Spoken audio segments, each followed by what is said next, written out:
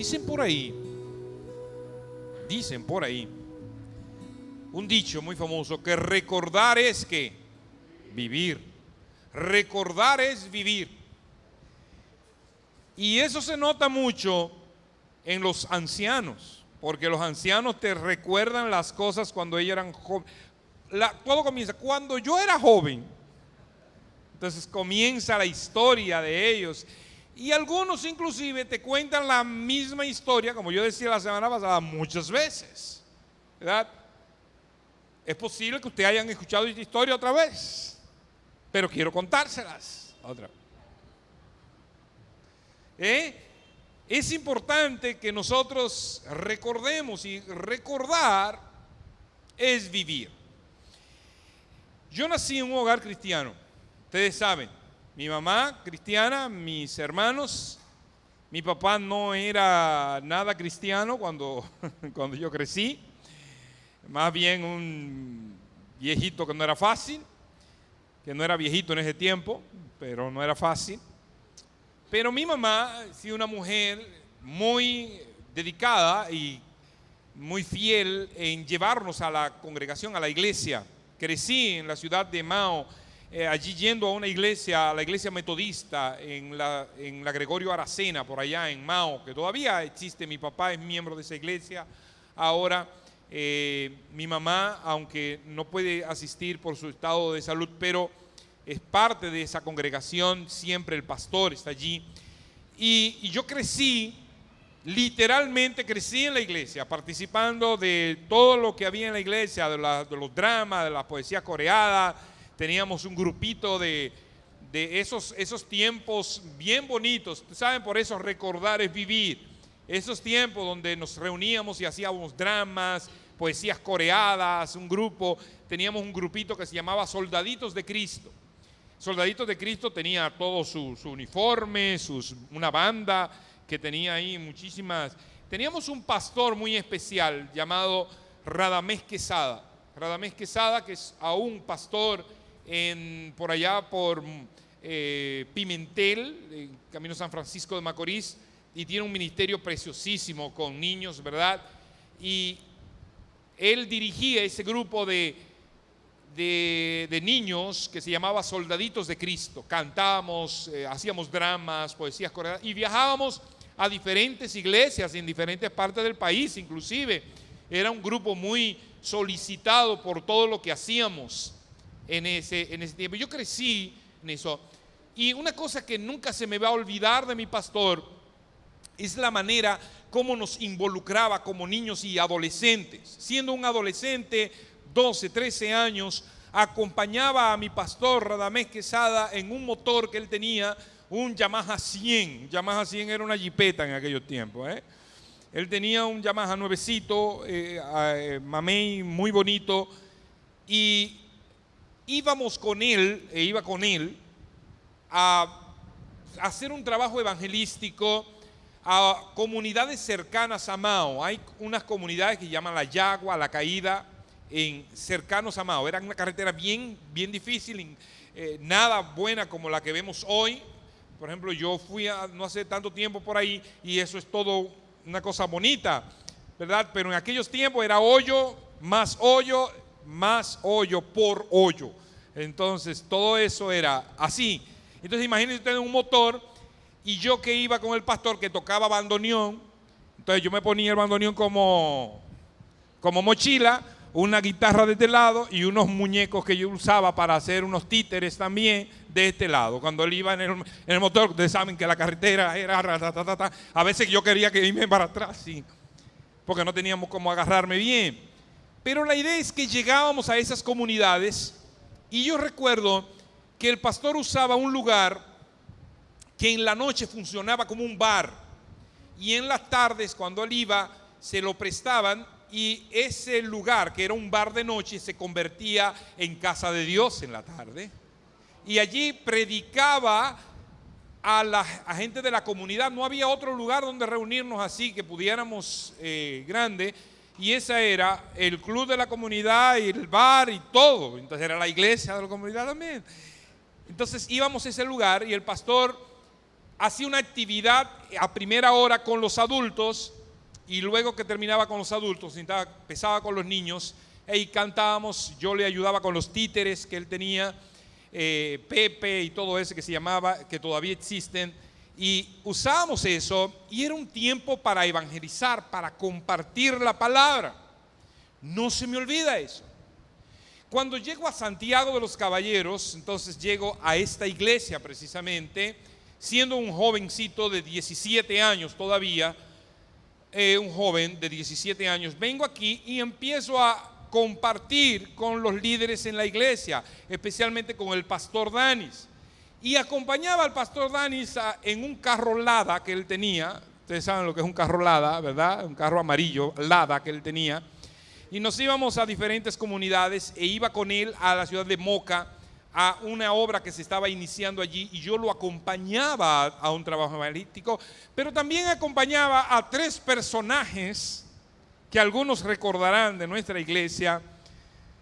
Uno que se llamaba Estanislao Álvarez, que es miembro de la iglesia allá Apocalipsis, Pedro Marmolejos y Julio César Santos, el rey. Yo iba con esos 3 personajes en 2 motores que yo tenía, que no se sabía cuál de los 2 era más malo. Por ejemplo, el del rey no tenía luces y nosotros íbamos de tardecita y regresábamos de noche. Y entonces el rey, que era muy habilidoso, íbamos a la comunidad de Palmar Arriba de noche, que era muy curioso. Cogíamos una vela, la metíamos en una lata y eso era lo que nos iluminaba en el camino. Y el motor de Estanislao no tenía cambio de luz, y a veces cuando dice, espérate que eso lo resuelvo yo, le pasaba le cambiaba la cambio de luz para que los eran tiempos románticos aquellos, ¿verdad? Tiempos de salir. Todo esto yo les digo porque fue mi escuela, fue mi participar, el estar involucrado en la obra del Señor, el llevar el mensaje, el compartir las buenas nuevas, el salir y llevar el mensaje a la gente que lo necesita. Yo no puedo olvidar al pastor Radamés Quesada porque me inculcó la responsabilidad como miembro de la iglesia de compartir el mensaje. No puedo olvidar los momentos, aunque a veces uno dice, bueno, no fueron los mejores ejemplos, a veces algunos de ellos, como algunos que nosotros conocemos, pero fueron los que me llevaron a entender la responsabilidad de compartir el mensaje de la palabra. ¿Por qué yo cuento todo esto? Bueno, nosotros estamos en una serie de sermones y estamos hablando de yo soy cristiano. Soy cristiano. ¿Cuáles son las implicaciones de ser cristiano? Y esta es la semana número 9 ya de esta serie de sermones y hemos recorrido ya 6 elementos. El 7º lo vamos a ver en el día de hoy, y hemos hablado a grosso modo de que uno que dice soy cristiano reconoce que es pecador y se arrepiente de sus pecados, comienza una vida de obediencia manifestándolo con el acto público del bautismo, es obedecer, eso dice que soy cristiano. El número 3 es que el Espíritu Santo bautiza al creyente haciendo morada en su cuerpo, llenándolo, dando evidencia del fruto del Espíritu y ministrando a otros por medio de dones y talentos. El 4º o 6º sermón en ese caso, porque durante hablamos del Espíritu Santo, usamos 3 semanas para hablar específicamente del Espíritu Santo, pero el 4º elemento es el creyente cristiano se caracteriza por una vida que persevera en la palabra. Durante el 5º elemento hablamos de cuando dices soy cristiano, vives en comunión con los demás, y la semana pasada nos detuvimos y hablamos cuando dices soy cristiano, tú vives en integridad. Hoy continuamos entonces con el 7º elemento que identifica esta marca, y el versículo 47 de este capítulo 2 de Hechos nos sigue dando esta identidad. Y lo leemos de nuevo, dice: Lucas narrando lo que está pasando con la primera iglesia y dice, este grupo de personas alababan a Dios, tenían favor con todo el pueblo. Y aquí está el elemento esencial de este pasaje que queremos desglosar hoy. Y el Señor añadía cada día a la iglesia los que habían de ser salvos. Por lo tanto, si dices yo soy cristiano, debes compartir el evangelio. Si tú dices yo soy cristiano, debes compartir el evangelio. Notemos lo que dice el final de este pasaje. Y el Señor añadía cada día a la iglesia los que habían de ser salvos. Lo que evidencia que los primeros cristianos no perdían oportunidad para que Dios añadiera al grupo de los que habían creído, de los que iban creyendo. Dios lo iba añadiendo y formando un pueblo. En la versión de la Biblia de las Américas, nosotros podemos ver un poquito más de luz. Hablaba precisamente con Emanuel esta semana y les decía el pasaje, y dice Emanuel, léete lo interesante que encontramos en la versión de la Biblia de las Américas sobre este versículo y ese aspecto interesante. Esa última parte en Biblia de las Américas dice: y el Señor añadía cada día al número de ellos los que iban siendo salvos. Fíjense qué interesante. Y el Señor añadía cada día al número de ellos los que iban siendo salvos. Pero ¿cómo iban siendo salvos? Ellos compartiendo el mensaje. El énfasis recae siempre en la obra de salvación que viene de Dios. La salvación, lo entendemos claramente, es del Señor y no hay dudas.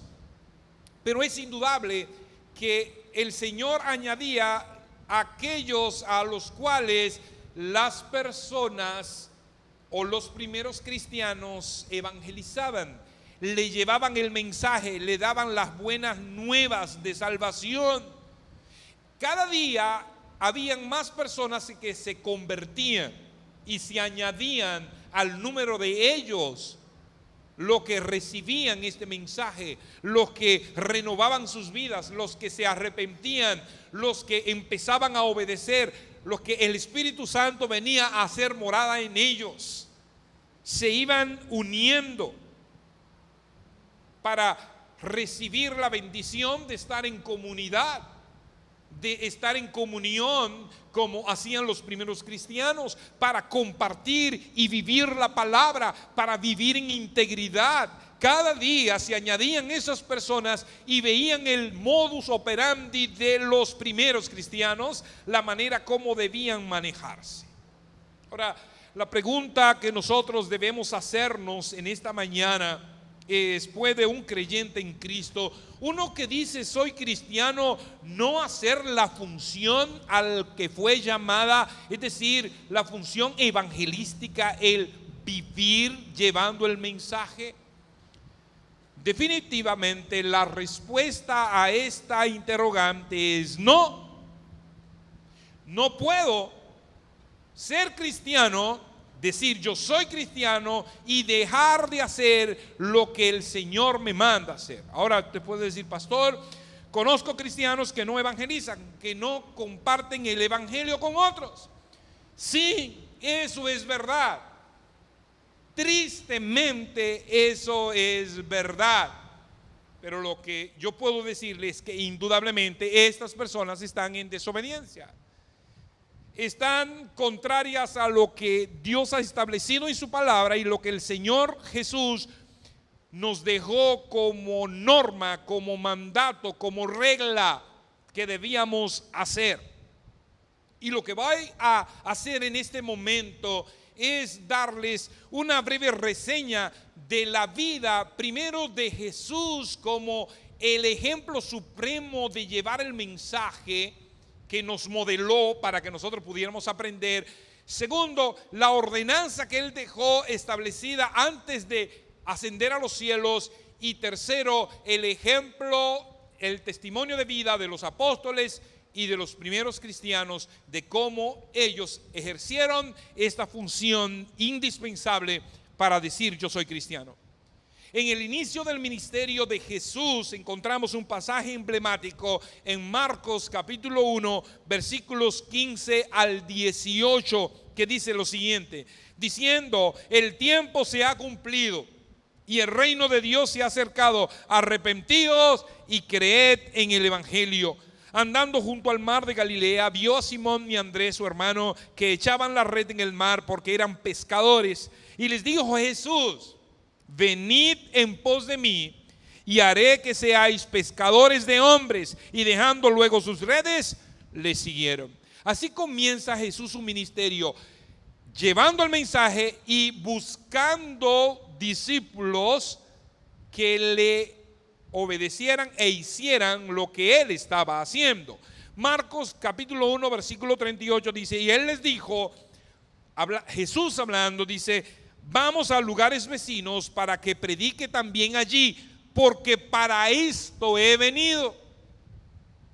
Lo que Jesús le está diciendo: miren, vayamos, no solamente vamos a quedarnos aquí, vayamos a lugares vecinos, a comunidades vecinas, para que prediquemos también allí. No nos vamos a quedar en este solo lugar, porque este es el objetivo por el cual yo he venido. Y en Marcos capítulo 4 versículo 1 nos dice las escrituras: otra vez comenzó Jesús a enseñar junto al mar, y se reunió alrededor de él mucha gente, tanto que entrando en la barca se sentó en ella en el mar, y toda la gente estaba allí en tierra junto al mar. Jesús no perdía oportunidades para compartir el evangelio, para compartir la buena noticia que precisamente era él. Lucas capítulo 9 versículos 1 y 2, habiendo reunido a los 12 discípulos, les dio poder y autoridad sobre todos los demonios y para sanar enfermedades.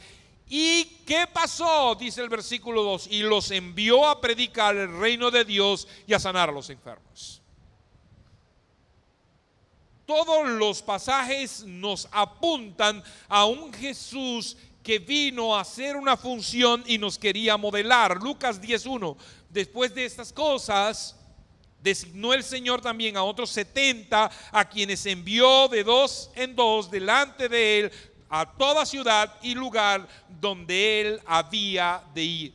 Yo podría seguir mencionando pasajes más de un Jesús que vino a pregonar el evangelio, a llevar las buenas nuevas, a anunciar la luz que vino al mundo. Él mismo era predicado, él mismo era enseñado, y él mismo necesitaba modelarle a sus discípulos lo que debían hacer.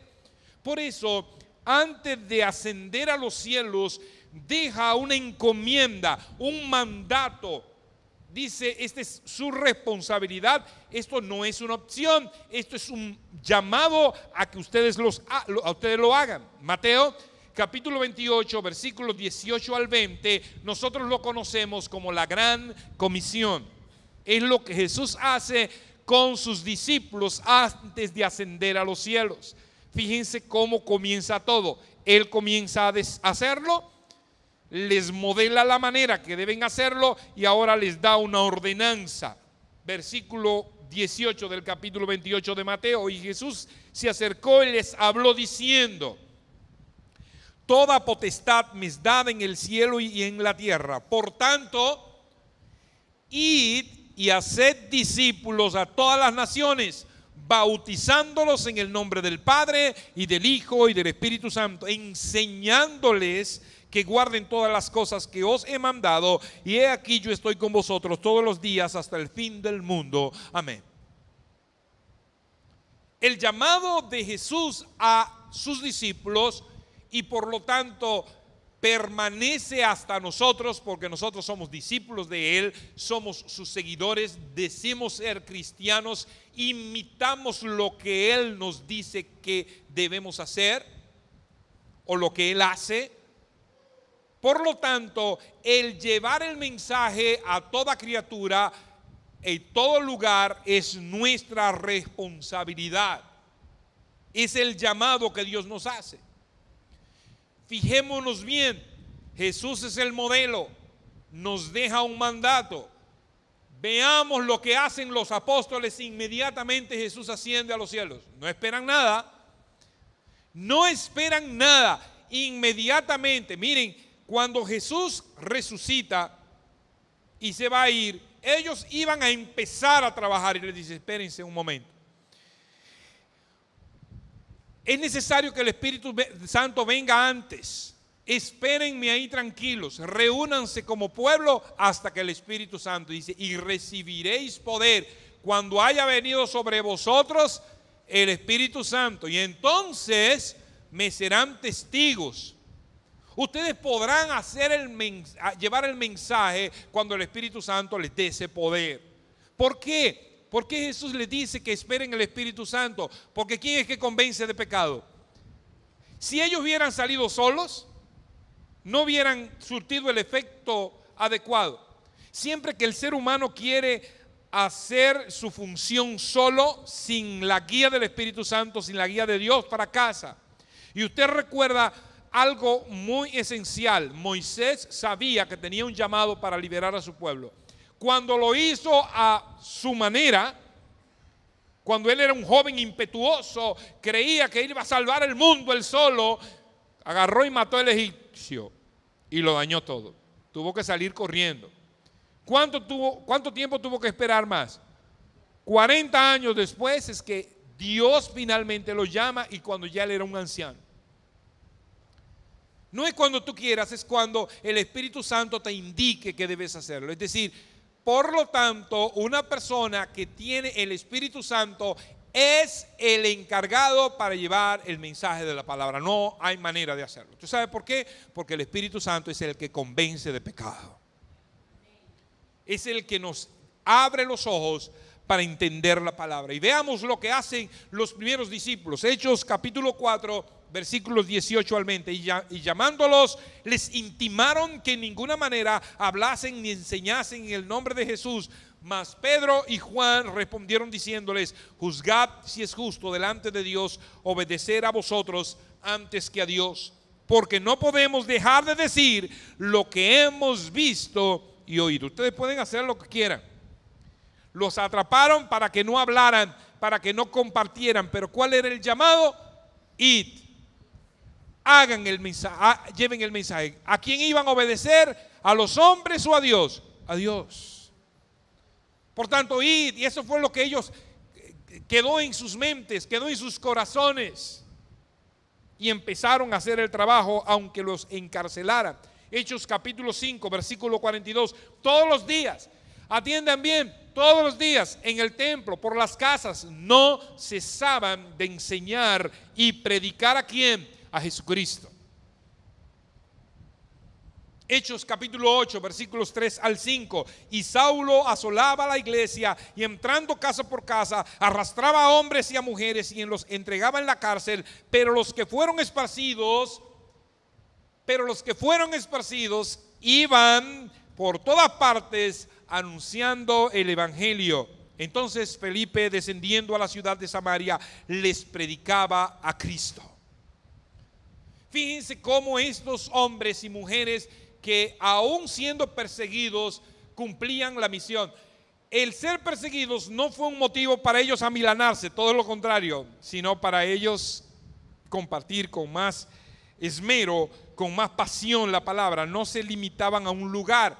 Ese llamado de Jesús y esa profecía de Jesús cuando les dijo, y me seréis testigos cuando haya venido sobre vosotros el Espíritu Santo, me seréis testigos. ¿Dónde? En Jerusalén, en Samaria, en Judea. Se empezaba a cumplir en el momento en que los apóstoles y los discípulos empiezan a ser diseminados, a ser perseguidos. Primero por un hombre muy conocido que nosotros veremos a lo largo de la historia, por Saulo de Tarso, el Pablo que nosotros conocemos, que con vehemencia perseguía a los cristianos, pero que luego se convierte en uno de ellos. Dice Hechos capítulo 9, versículos 20 y 21. Enseguida, refiriéndose a Saulo, predicaba a Cristo en las sinagogas, diciendo que este era el Hijo de Dios. Y todos los que estaban atónitos y decían: ¿no es este el que asolaba en Jerusalén a los que invocaban este nombre? Y a eso vino acá, para llevarlos presos ante los principales sacerdotes. Ese Saulo que perseguía a los cristianos se convierte de perseguidor en perseguido ahora, y empieza a inmediatamente a pregonar el evangelio, porque es el llamado que Dios le hace a todo aquel que dice: yo soy cristiano. Inmediatamente eres regenerado, el Espíritu Santo viene a morar en ti. Hay una necesidad imperiosa del creyente de compartir el evangelio.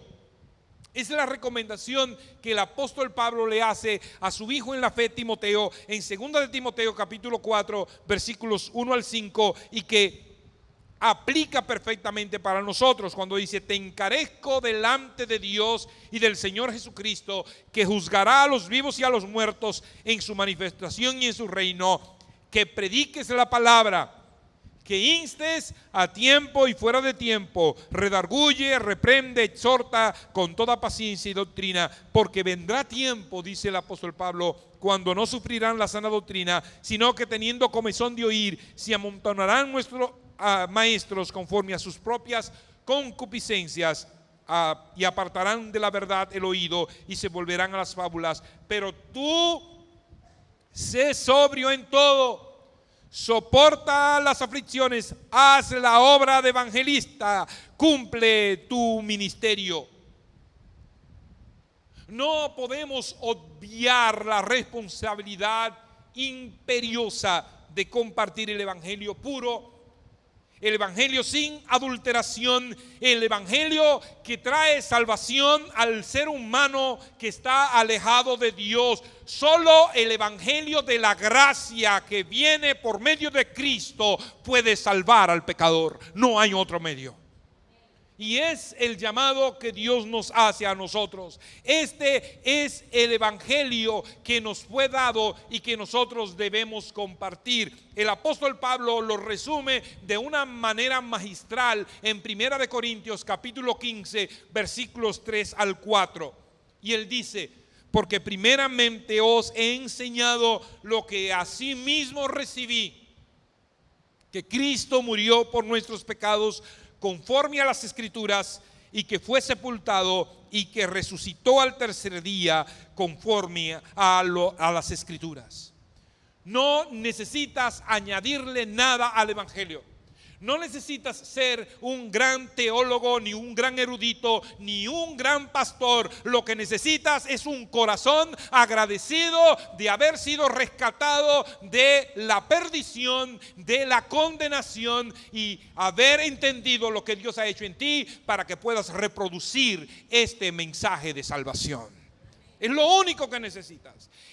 Lo que necesitas es entender que eres cristiano y es tu responsabilidad llevar el mensaje de salvación. Hay gente esperando que tú le hables de Cristo. No que hables de cosas vanas, que hables de Cristo, este que murió por nuestros pecados conforme a las Escrituras, que fue sepultado y que resucitó al tercer día conforme a las Escrituras, y que volverá otra vez para rescatarnos de este mundo de maldad. La gente necesita escuchar ese mensaje puro, ese mensaje de verdad. No necesitamos agregarle nada, ni qué tipo de ropas debes usar, ni qué maquillaje, ni qué cosas, cómo debes. No, lo que necesitas es predicar a Cristo y a este resucitado de entre los muertos. Ahora, hay una cosa más que tú debes hacer cuando lleves el mensaje de la palabra, y que esto es extremadamente importante. Tu hablar de Cristo debe estar íntimamente relacionada con tu modo de actuar. La gente tiene que ver ejemplo en ti. La gente tiene que ver cómo hablas, cómo caminas, cómo actúas, cómo te relacionas, qué cosas haces y dejas de hacer. La gente está viendo cómo actúas más que tus palabras. Tú puedes ser un gran y bonito predicador, pero dañarlo todo con tus acciones. Tú puedes saberte de pi a pa la Biblia, pero puedes dañarlo todo con tus acciones. Tú puedes hacer un gran trabajo durante toda tu vida, pero dañarlo con una sola acción. Por lo tanto, el creyente debe constantemente, cuando lleve el mensaje, acompañarlo de un testimonio de vida. Y eso hablábamos la semana pasada. Nuestra vida de integridad está íntimamente relacionada con lo que nosotros llevamos, con lo que nosotros compartimos. No olvidemos esto.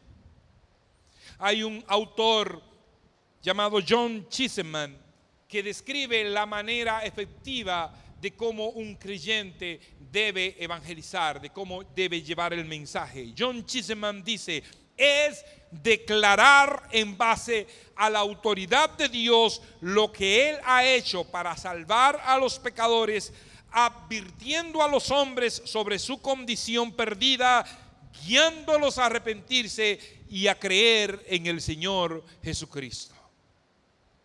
Si hay algo que adolece el evangelismo de estos días, es que no se predica que la gente necesita arrepentirse. El evangelio que se predica hoy es un evangelio de está todo bien, no hay problema, tú vas a ser próspero, tú vas a estar en victoria, tú vas a estar, y el arrepentimiento, el perdón de los pecados no está por ningún lado.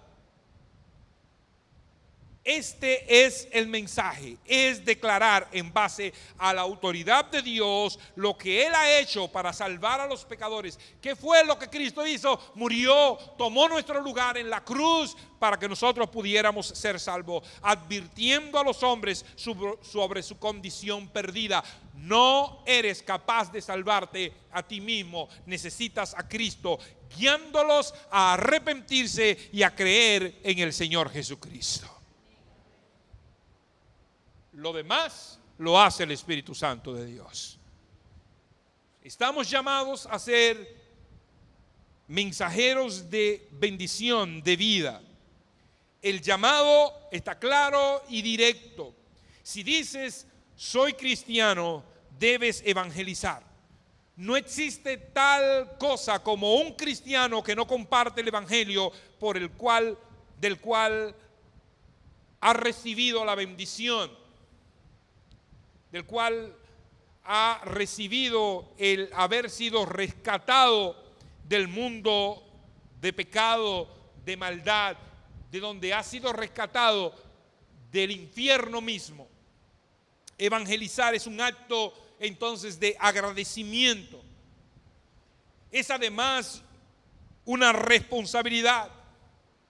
Es un llamado, es una ordenanza dejada por el mismo Jesús para todos sus discípulos y debe ser ejecutado en el tiempo necesario. Por tanto, id significa mientras vamos tiempo a tiempo y fuera de tiempo.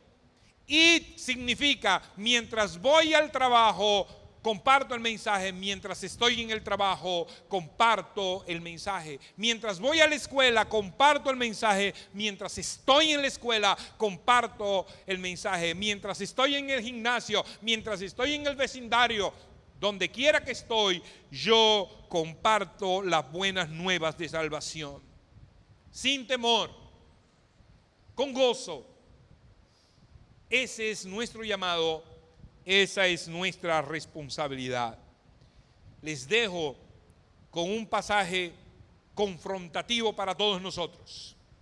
Romanos capítulo 10, versículo 14 y 15, que dice: ¿cómo pues invocarán a aquel en el cual no han creído? ¿Y cómo creerán en aquel de quien no han oído? ¿Y cómo oirán sin haber quien les predique? ¿Y cómo predicarán si no fueren enviados? Como está escrito: cuán hermosos son los pies de los que anuncian la paz, de los que anuncian las buenas nuevas. Que nuestros pies sean hermosos porque llevamos las buenas nuevas de salvación. Que como iglesia entendamos esta responsabilidad, que como creyentes entendamos esta responsabilidad. No es una opción, es una responsabilidad. Vamos a orar. Padre, gracias te damos en esta hora. Gracias por el gozo de poder entender tu palabra y de saber que tú nos has dado un mandato y que debemos cumplirlo con amor, con gozo. Hemos de andar, habremos de recibir obstáculos y de ver obstáculos, pero tú nos has dado el poder a través de tu Espíritu Santo, Señor. No importa los obstáculos, en ti confiamos, de ti dependemos. Glorifícate de manera especial en esta hora y obra en nuestras vidas para que seamos responsables en el llamado que nos has hecho. Te lo pedimos en el nombre de Jesús. Amén.